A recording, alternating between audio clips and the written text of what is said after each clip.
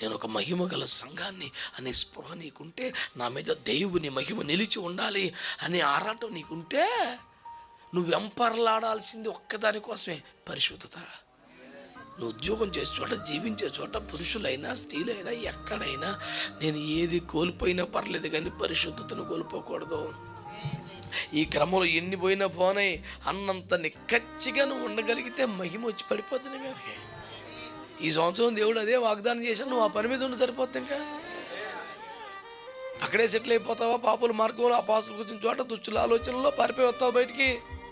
మాట్లాడరండి, silence బాగానే maintain చేస్తున్నారు.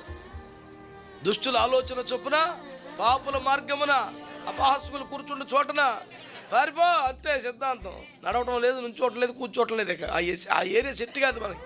పారిపోయి దేవుని సంధికి వచ్చి ఈ ప్రయత్నంలో కొద్ది గొప్ప కోల్పోవాల్సి వస్తే లెక్క చేయక, కోల్పోయిన దానికి 100 రెట్లు వచ్చిన తర్వాత ఈ దరిద్రంలో పడి ఎంజాయ్ చేయవలసిన కర్మేం లేదు. నీకు ఓపిక పట్టు.